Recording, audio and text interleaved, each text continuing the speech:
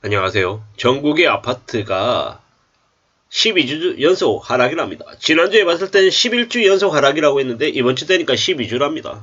그러면 다음주 되면요 13주라는 얘기가 나올 거고요. 그 다음에는 14, 15, 16 계속 아마 늘어날 것 같습니다.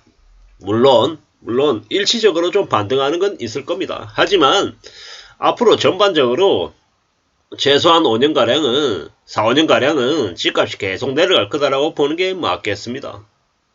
제가 이런 얘기를 하면 주변에서 말도 안 된다고 얘기합니다.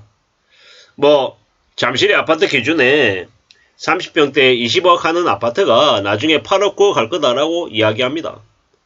2015년 가격입니다. 15년 가격. 2015년 가격으로 내려갈 거다라고 이야기한 건 제가 아니라 한국은행입니다. 한국은행 총재가 이제 그렇게 얘기를 했죠. 물론 몇 가지의 시나리오에 따라서 그렇게 된다라고 이야기를 했는데요. 저는 2015년 가격까지 간다라고 보고 있는 입장입니다. 제가 맞을까 틀릴까? 따져보지 않더라도 요새는요 집값이 내려간다라고 이야기하는 이들이 매우 많습니다. 그렇기 때문에 저의 주장이라고 얘기할 것도 없고요. 그냥 전체적인 분위기가 그러하다라고 보는 게 맞겠습니다. 무리하게 지금 2024년, 2025년에 집을 사겠다고 덤벼들어서는 안 좋을 것 같다라는 말씀을 드리는 겁니다. 부지런히 성실하게 지금은 뭘 해야 된다? 돈을 모아야 된다. 아끼고 살 생각을 해야 된다. 라고 말씀을 드립니다. 우리는 언제든 경제적인 문제, 돈 문제로부터 자유로울 수 없습니다. 그리고 집, 부동산 문제도 마찬가지입니다. 지금까지도 한국 사람들의 인식 속에는 집은 사놓으면 오른다라는 인식이 여전합니다. 이웃나라 일본은 집은 사는 순간 감가상각이 돼서 떨어지는 재화입니다. 인식 자체가 다르죠. 물론 일본도 경제적으로 안정이 되고 나면 집을 사서 자가로 보유하고 이사 다니지 않고 그 집에서 오래오래 살기를 원합니다. 한국도 마찬가지입니다. 근데 인식이 좀 다르다라는 것. 부동산 불패 신화가 좀 더 뿌리 깊게 박혀있는 한국에는 이 충격이 아마 앞으로 더 클 것 같다라는 것. 그리고 일본은 이미 그러한 그 부동산 하락에 장기 침체의 경험을 했기 때문에 부동산 관련한 환상이 없다라는 겁니다. 이게 이제 우리가 느끼는 큰 차이입니다. 지금은 어떤 시기다? 부동산에 대한 환상이 서서히 사라지는 시기다 라고 보면 맞을 것 같습니다.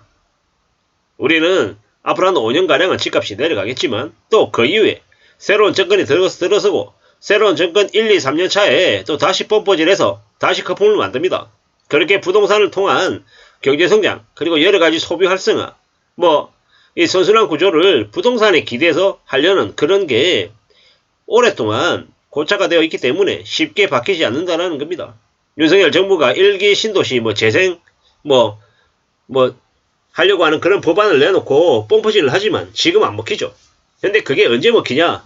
한 4, 5년 뒤에 먹힌다라는 겁니다. 지금은 여전히 부동산 관련해서 어떻게 좀 대응을 해야겠다라고 생각은 하지만 제대로 대응을 못하고 있는 게 지금의 정부입니다. 가계부채도 줄여야 되는데 가계부채 못 줄이고 있죠. 그러다 보니까 어떻게 됩니까? 2월 26일부터 스트레스 DSR 25% 적용, 하반기 50%, 내년 100% 적용, 그리고 5월 1일 경기대응 완수자원 적립, 이러한 것들이 충당금 적립 이런 것들이 이제 대출자 개개인들에게 개별적으로 적용이 되면 이제 가상금리가 3%에서 4% 이제 추가로 부과되는 겁니다. 금리가 내려가든지 말든지 상관없이 이 대출자들에게 3, 4%가 플러스가 되는 겁니다. 그러면 어떻게 되냐? 2012년, 2008년, 2009년, 2010년 이럴 때 주택담보대출 금리가 한 8%쯤 됐거든요. 이제 그때 수준으로 가는 겁니다. 그러면요. 집값은 더더욱 더 알아가겠죠. 감당 못하는 이들은 뱉어내고 경매로 이제 넘어가고 쌩 난리가 나는 겁니다. 이런 상황들이 앞으로 24, 25, 26, 27, 한 28쯤까지 갈 것 같습니다. 빠르면 20한 7, 8년부터는 다시 펌프질 해가지고 다시 올리려고 하겠죠.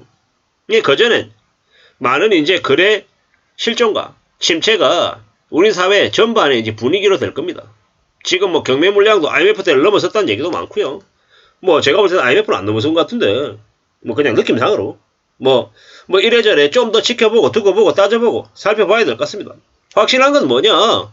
우리가 먹고 사는 데 있어서 우리가 감당할 수 있는 범위 안에서 부동산을 살지 말지를 좀 고려해야 될 것 같다라는 겁니다. 그래야 안전해지지 않겠냐라는 겁니다. 그래야 삶을 제대로 살아낼 수 있을 거다라는 말씀을 드리는 겁니다. 부지런히 살아야죠. 착실하게, 안전하게.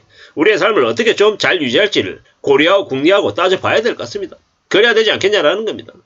뭐 사는 게 뭐 별거 있냐라고 얘기하지만 별거 있습니다. 무리하게 빚지고 살면요 인생 지옥입니다. 뭐 제 주변에도 5억씩, 6억씩, 8억씩, 10억씩 대출한 사람들이 너무도 많아요. 그들은 뭐라 그러냐?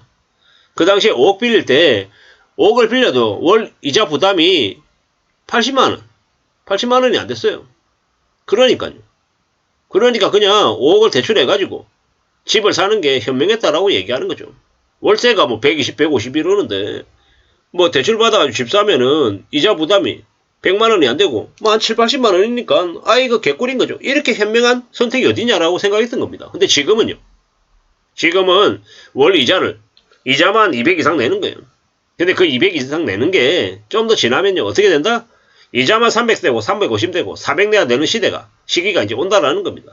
이제 지옥으로 떨어지는 거죠. 지금 와가지고 언론 뉴스들이 뭐라는 줄 알아요? 누가 니 보고 엮으라라고 목에 칼을 갖다 댔냐? 뭐 이런 얘기들을 하는 거죠. 어이가 없는 거죠. 칼들로 협박했냐고 얘기합니다. 엮으란 놈들이 바보 등신이고 한심하고 멍청한 놈들이다라고 대놓고 이제 얘기하는 겁니다. 참 씁쓸하죠. 씁쓸합니다. 아니 엮으라라고 분위기 조정할 때는 언제고 이제 와가지고는 엮으란 니네들이 그렇게 잘못한 거 아니냐라고 이제 비아냥거리고 있는데 참 어처구니가 없는 거죠.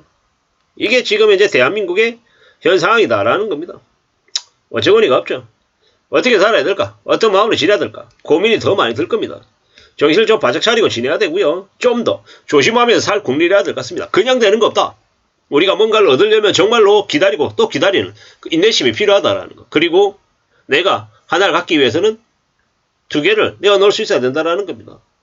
먹고 사는 것도 잘하고 여행도 많이 가고 돈도 많이 모으고 아파트도 사고 오피스텔도 사고 땅도 사고 뭐 상가도 사고 이렇게 다 할 수 있는 사람 몇이나 되냐라는 겁니다. 그 무수히 많은 선택지 중에서 내가 선택할 수 있는 것 하나 아니면 두 개다 라는 겁니다. 우리가 평생 살아가면서 우리가 우리의 이름으로 가질 수 있는 부동산 자산은 많아야 두 개, 이 정도가 적당하다라고 말씀을 드리고 싶습니다. 3개, 5개, 7개, 10개, 20개 이러는 순간 배 터져 죽는다라는 겁니다. 욕심 부리지 말자라는 말씀도 드리고 싶고 좀 우리의 삶을 잘 관리하면서 지내자라고 말씀을 드리고 싶습니다. 그래야 안전하게 살아가지 않겠냐라는 겁니다. 뭐 분양가가 오른다는 등 뭐 어쩌고 저쩌고 개소리 하는 말에 놀아나서는 안 될 것 같습니다. 이상입니다.